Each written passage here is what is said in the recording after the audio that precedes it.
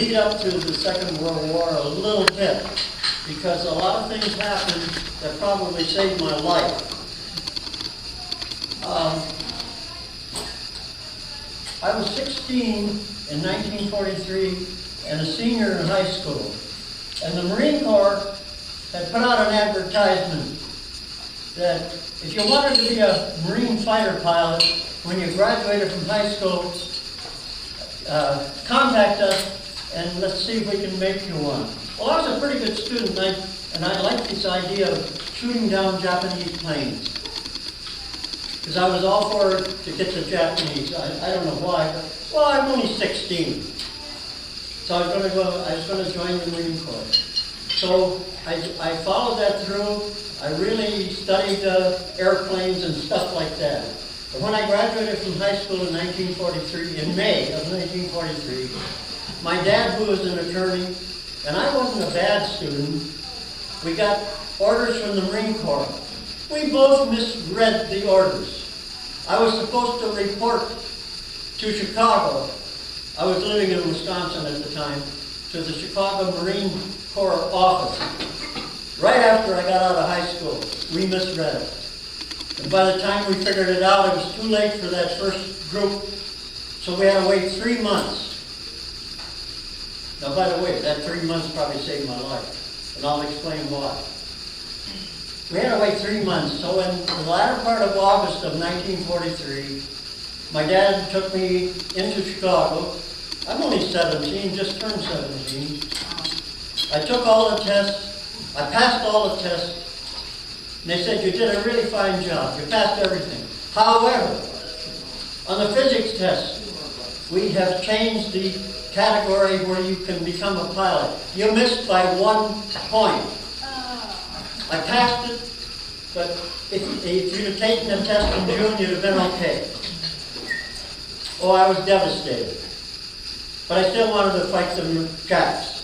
So I immediately enlisted in the Marine Corps, but I didn't get called up right away. I lived in Wisconsin. And they called me to Milwaukee about the middle of October of 1943. There were about 25 or 30 of us recruits. And we were put aboard a train. Back then, of course, as many of you know, we used a lot of trains. They gave us a seat, and for 3 days and 3 nights, that's the way we handled things. If we couldn't sleep sitting up, too bad. So by the time we got to San Diego, which we were sent to, most of us were exhausted. We got there at 3 o'clock in the morning. Now, what I'm about to tell you is sort of interesting. Got there at 3 o'clock in the morning. A Marine Corps bus met us. They took us to the Marine Depot that's within the city limits of San Diego. We got there about 3:30, and they pulled up in front of a huge metal Quonset hut. They told us, now you get out and go inside, there's no chairs, sit on the floor. So we all sat on the floor. Somebody will come and welcome you.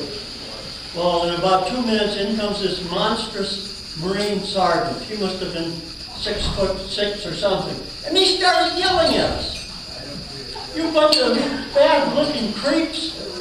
I've never seen such. How are we going to win the war? And I'm sitting there, I'm 17. If I didn't know when I was going to be yelled at, I didn't do anything. I wouldn't have come. And he ranted and he raved at us for at least 10 minutes. And then finally he said, now I'm going to say one thing, one last thing. I want you people to really listen to me. If there's anything I hate, it's a man or a woman who chews their fingernails. Now, it happened to be I was the champion fingernail biter of my high school. I had everything getting right down to, and I'm thinking to myself, I'm saying, how did he see me? And I said, he threatened us. He may have threatened us with death, but whatever it was, I want you to know, I have never bitten one fingernail since. I immediately went out and bought a fingernail clipper, which I carried with me all the way to Iwo Jima and every day. Now he scared me, but he did something good at the same time. Okay, now we were in boot camp. And then boot camp, I have to tell you a little bit about it because, as I told some people, my drill instructors didn't hate me, they just didn't like me. There's a difference. See, my problem was both of my parents were educators, and they said, if you don't understand something, ask a question. So when these drill instructors would say something that I thought was pretty stupid, I would raise my hand and ask a question. You're not supposed to do that. However, I survived the first 4 weeks pretty well. It was an 8-week course. And then the next 3 weeks, we were going to learn how to shoot our rifles. We were going to also learn how to throw hand grenades and shoot other weapons. And I was really looking forward to it. I had never shot anything larger than a slingshot. We didn't have any money. I didn't have a rifle. Didn't have anything. So, when we went to a place called Camp Matthews, that was a little, some of you know San Diego pretty well. That Camp Matthews must have been 25, 30 miles north of San Diego. We went there, and I was really looking forward to it. So I listened carefully to everything they said. Now, one thing the drill instructors did tell us, even before we went, they said, any of you who end up shooting experts will become automatically a PFC. So you just work real hard. So for 3 weeks, we really did. And on the day we shot for record, it ended up that I shot the highest of not only anybody in our platoon, there were 5 other platoon shooters. I shot higher than anybody else. I was a high expert. A week later, we graduated from boot camp. Guess what? I did not get PFC. I told you before, the drill instructors didn't hate me, they just didn't like me. And even though I shot so well, they weren't going to do it. Okay. Now, about 2 days after I graduated from boot camp, the director of the Marine Corps band looked me up. Now, the reason he looked me up, I had played a French horn in the high school band for 4 years. I was fairly good. Not great, but fairly good. And he said, I'd like to have you try out for the Marine band. Now, I said one of the most stupid things I think anybody could say. I said, sir, I did not come to the Marine Corps to play a horn. I came here to kill Japs. Now, honest to God, that's what I said. I remembered it. And then I thought, a few months later, I thought, that was not very smart. I could have had some good duty. So anyway, after that, they assigned me to radio school. So I spent 15 weeks in radio school in San Diego. Learned how to operate the radio, telephone, and the Morse code. And at the end of that time, the lieutenant that was in charge did promote me to PFC. Now that's important too, and I'll tell you why later. So he promoted me to PFC. Then he said, Ted, I'm going to send you to an advanced radio telephone school in Omaha, Nebraska. He said, you'll be there for 14 weeks. Now I was to arrive in Omaha on the 10th of June, 1944. Now the biggest problem, and we were bivouacked or stationed in the YMCA that was located in downtown Omaha. The biggest problem we had during my 14 weeks there, here I am, I had just turned 18. The women in town outnumbered us 20 to 1. Very distracted, very distracted. We had all these young men. We had about 60 of us there, and then we also had about 20 Marine women. They were going through the same course. And it was a tough course. And I did study, and I did pass. Follow net, real fast. Now, I mentioned this because we were to reinforce the 5th Marine Division who had been forming there at a camp called Camp Tarawa on the big island of Hawaii. Now, I suppose some of you, or many of you, have been to Hawaii. I'm not sure. So when I was there, they assigned me to the 28th Marines. This is an infantry battalion, regiment. And I stayed with, now see, this is in October, latter part of October. And what happened is on the first payday, I didn't get paid. The Marine Corps and all their good judgment and stuff like that had lost all my records. I had no money. And I mean, back then, you know, we were getting what? Was it $21 a month? I was sending $10 home every month for savings. So I really had no money. I ended up borrowing, and this is important for you just to listen to. I ended up borrowing 50 cents from two guys, so that's $1. And I got borrowed $1 from two different guys. That's $3. Now you think, well, many of you know, back in those days, for 50 cents, I could buy any kind of a carton of cigarettes I wanted. I wasn't a smoker, but I could do that. Things were pretty reasonable. What does a carton cost now, $40 or $50? It's pretty bad. Anyway, I took down their names and I said, now look, as soon as I get paid, I'll pay you.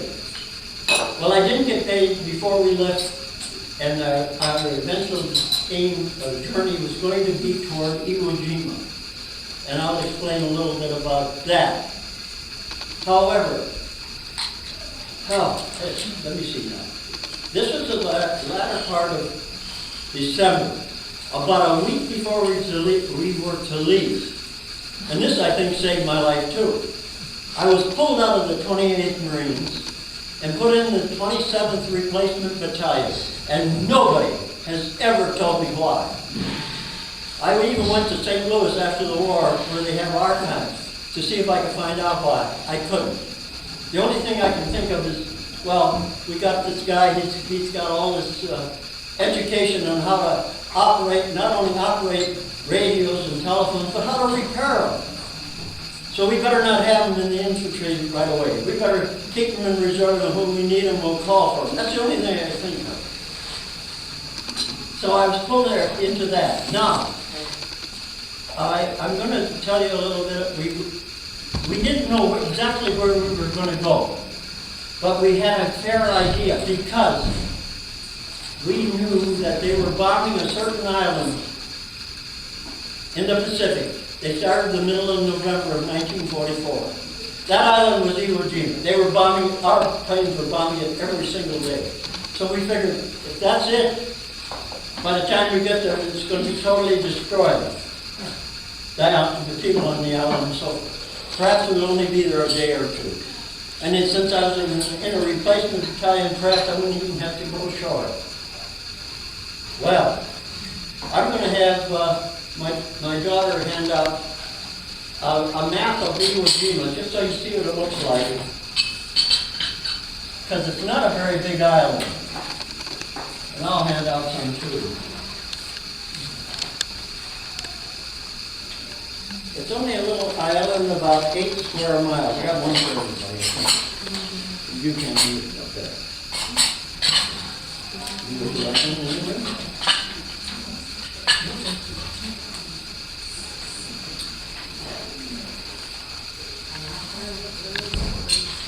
They'll come around some more.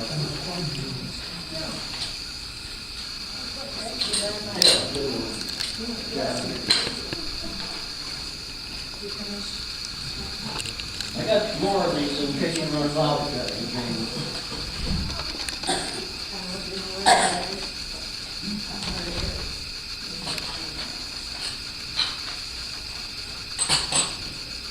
Now the battle for Iwo Jima turned out to be the worst battle the Marine Corps has ever been in all our history.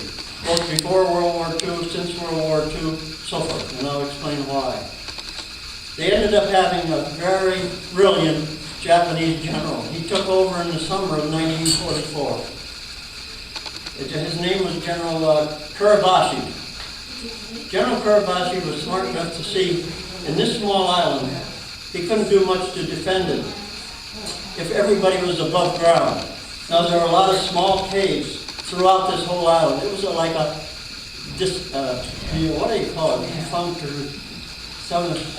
They used to be used to have lava and all that stuff. and it was like black sand when we got there. But it made great cement. So he had his troops. He had 22,000 Japanese troops on this little teeny island. He had them extend the caves into the throughout the island. So he even had a hospital underground, and everything was in pretty deep cement. Wow. So, did everybody get one of these? I had a couple more. Anyway, so we get there. Now something happened to me on the island, but I can tell you what happened the first time I landed. I didn't land the first day, and I landed the second day, because I was a replacement battalion. And I remember getting off the landing craft. There were about 20 of us in a circle in this black sand. And off to the right of us was a wounded officer with his mouth shot off. And flies were going in and out of his mouth.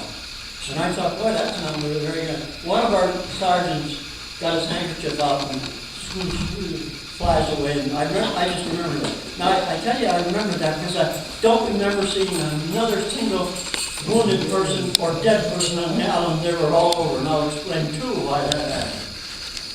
So, this island, and you can see it where it is a little bit on your maps. I'm going to point it out a little bit. That little part way down here, Yeah. that's where Mount Karabashi was. Remember, some of you have probably seen the old flag that was raised on Karabashi. 5 Marines and a corpsman raised it.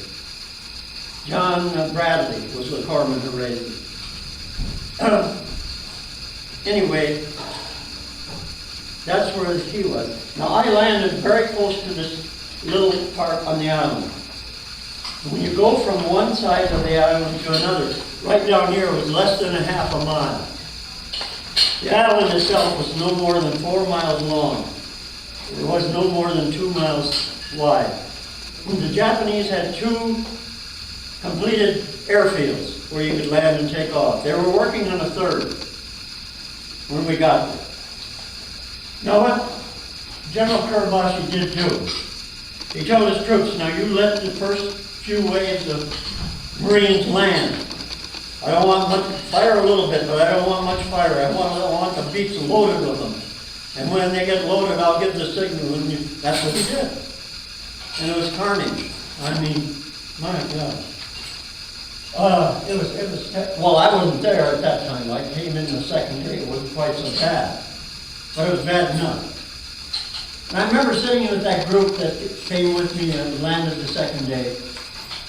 The Marine officer in charge said, if you want, you can go back to the outfit you were taken out of. Now, I'm only 18, and this is the first smart move I made while I joined the Marine Corps.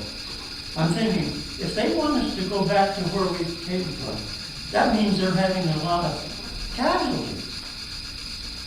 So I'm not going to do that. I'm going to take my chances. That saved my life. I was sent to the artillery, undoubtedly the safest place I could have been, even though that wasn't very safe. I was sent there because, well, they needed somebody who could help operate the radios and fix them if they went bad in this type of thing. Now, before I go farther into this, I've got to back up just a little bit, because I got to tell you about a guy who won the Congressional Medal of Honor. I didn't meet him personally. I talked to him on the phone several times before he died. His name was Jack Lucas. He was an overgrown kid, and when the Japs bombed Pearl Harbor in December of 1941, he convinced his folks, he was from North Carolina, convinced his folks to tell everybody that he was 17. He was 14. Oh, my goodness. 14, but he was big. And the Marines took him. They didn't find out he was 17 until after he won the Congressional Medal of Honor. Well, now how he won it? He was always getting into trouble. He was constantly in what they call a break for stealing little things. Just before Iwo, maybe a month and a half before Iwo, he was caught stealing a whole case of beer. They put him in a break for 30 days. He got out about 4 or 5 days before the ship he was supposed to be with his friends and they were going to leave.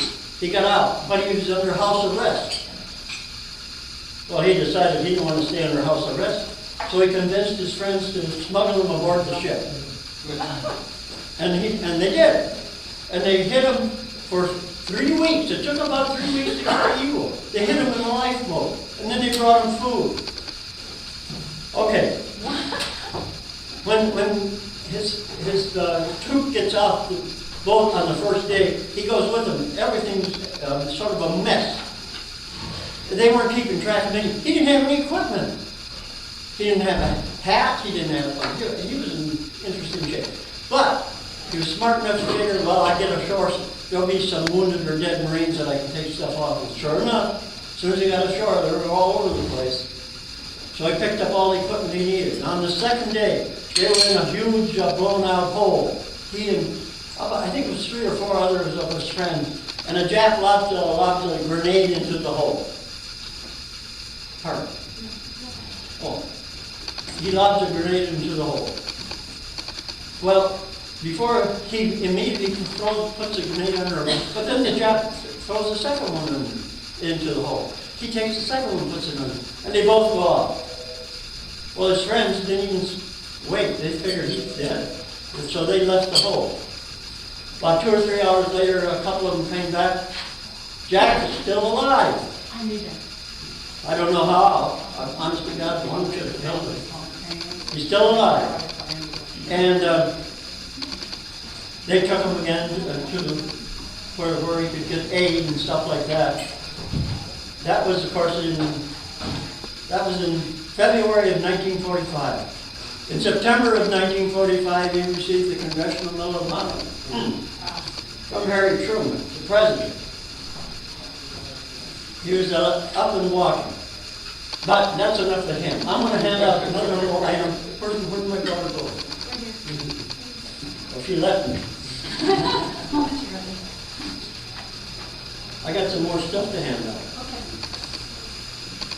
This is going to give you a few statistics about Iwo Jima. The other day I heard on television that it took 10 years for 1,000, I think they're true, but check it out. Are they? Maybe not.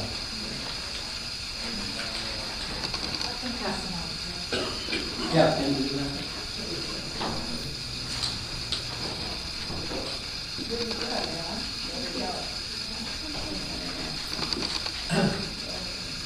Okay, I'll get, we've already finished a little bit of Jack Lucas.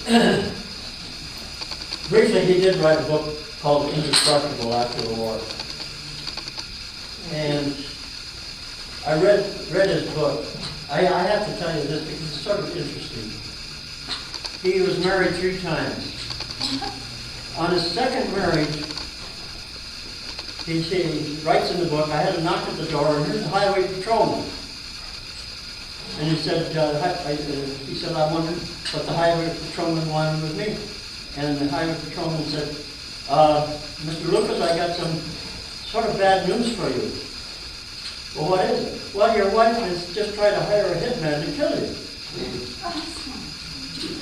That's serious. Now, he didn't even file anything against her. He just divorced her. Anyway, that's enough of him. So anyway, we get back to me. So I was assigned to this 13th Marines, the artillery. Now, the job that I had was to keep the radio and telephone running. Now, with the artillery, we had a forward observer who was with one of the regiments up front, way up front, right where the fighting was. And they would call back on the telephone and give our people the coordinates that the artillery was supposed to shoot for effect and stuff like that. But on this island, we couldn't bury the telephone lines because the lines are constantly moving forward. And because of that, the lines are being cut once or maybe twice a day. Maybe by our own vehicles, sometimes by the Japanese. And I tell you this because I only remember going out once. And I noticed that when I went out, they had a bodyguard go with me. And I thought, well, that's unusual. And I'm saying all this because something happened on one of my trips out there to fix the wire. There were only two of us that were qualified to fix the wire. Myself and my foxhole roommate, Robert Romaker. I think he's still alive in Perrysville, Ohio.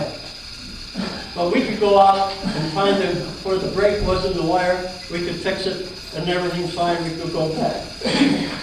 Well, on one of these trips, and I found this out after the battle was over. When I finished with what happened, my mind decided, you can't remember this. It's too traumatic. But two guys had seen me from a distance of 200 or 300 or 400 yards. And they said, they could see, there was a couple shots rang out, and he said the guy that was standing by you fell. And you immediately rolled over on the lava dirt and stuff, and came up with your rifle. And as soon as what happened, the Japanese had come up behind us in one of their underground bunkers. And he said there were 6 of them that they had counted. But they said every time they stuck their head up, you shot, and I was dead-eye at 300 yards in a prone position. He said within 15 minutes you'd taken them all out. Then they said, they didn't know who I was, but they were trying to come to help. But he said by the time we got there, you had gone over, you checked your bodyguard, and you went back and you fixed the wire. And they did not tell me this until after the battle. They found out who I was. But I didn't know I'd done anything. And to this day, I do not remember that. I do remember, I don't remember. Now that's something. And I tried to remember, and I can't. Now you remember, I wanted to now talk about memories. When I was on the WWII, I borrowed, what was it, $3? $2 from 2 people and 50 cents from 2 people. I found out about a week before we left Iwo Jima, they all had been killed, all of them. And now, I was only 18. I was close to the 5th Marine Division Cemetery. I did the only thing I could think of. I visited each grave, and I said a few words.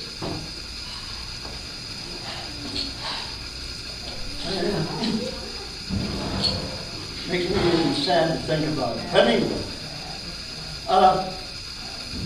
you may have heard that, or I did anyway, a couple days ago, it took 10 years before 1,000 of our troops were killed in Afghanistan. Now, in this piece of literature I sent you about the Iwo Jima battle, we had 6,991 killed in 36 days. We had almost 20,000 wounded. 36 days. We had ruined, we could keep replenishing. They couldn't. They had 22,000 troops. They couldn't do a thing.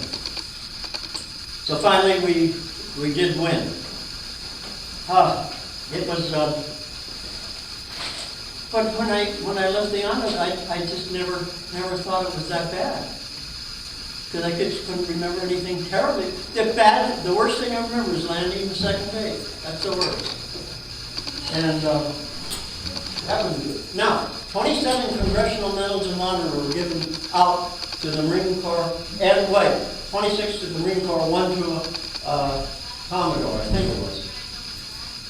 27, that's about 1/10 of all the Congressional Medals of Honor given out during the whole Second World War that we were in. It was just something. Now the reason we felt we had to attack and take Iwo Jima was they had a lot of fighter planes on that island, and our B-29s were coming close to the island to go on to the big islands of Honshu and Kyushu on Japan to bomb them. And they were coming up and causing a lot of trouble. So anyway, we got done with that. And I'll probably have missed something, but that's okay. I'm going to go back, and you've got some of these statistics that I have put down there. Now, after Iwo Jima, we were sent back to the big island of Hawaii once again. And interestingly, this time I was assigned a radio team. Now this is important because I didn't have to go on any long walks anymore.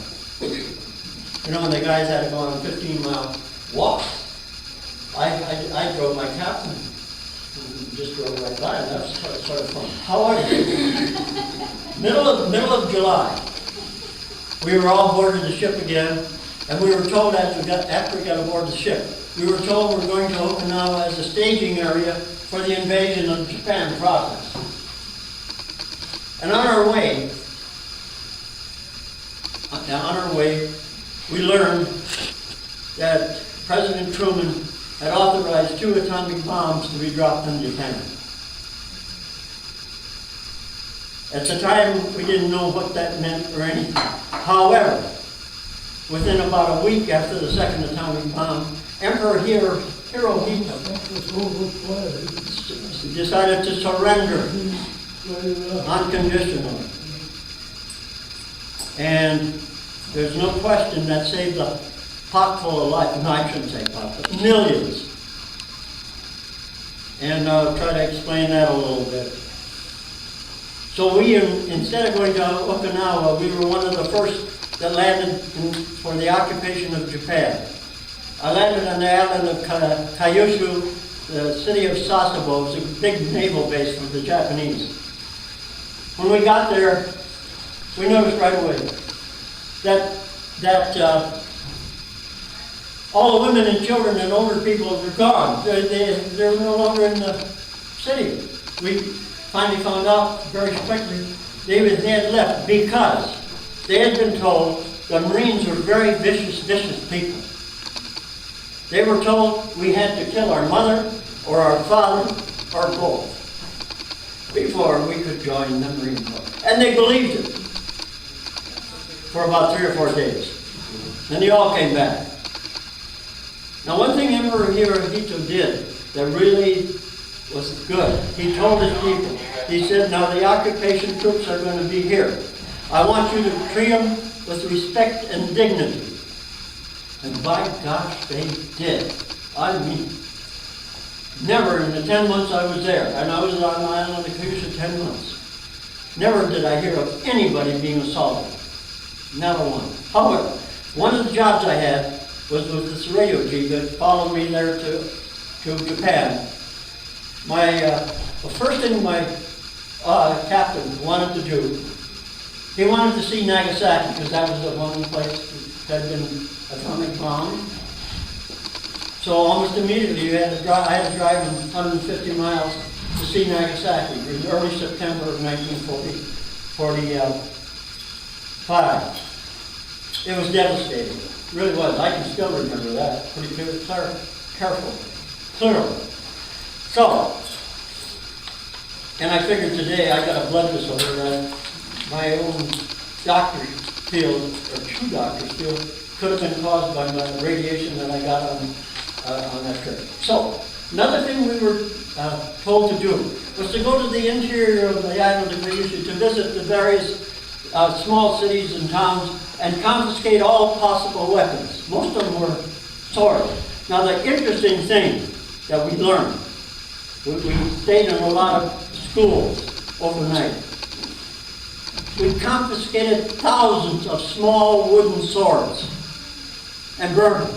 Now they were training little kids down to the grade of 4 how to use swords. Because if we invaded, these kids were going to be fighting against them. Now, how the heck is it? I thought about it a lot. How are you going to shoot a little kid? They're willing to kill you, though. And we confiscated an awful lot of swords at the same time. So, Now, I want to get back to, I've got something up here. Now, by the way, those of us who participated and survived Iwo Jima, we never got anything from the U.S. government other than probably a form letter saying thanks or something like that. Admiral Nimitz gave us a star we could put on our label or something. The only thing I really got for Iwo Jima, I have up here. You see this? I got that from the Ojibwa Indian tribe in northwestern Wisconsin. It's an eagle feather. I'll explain.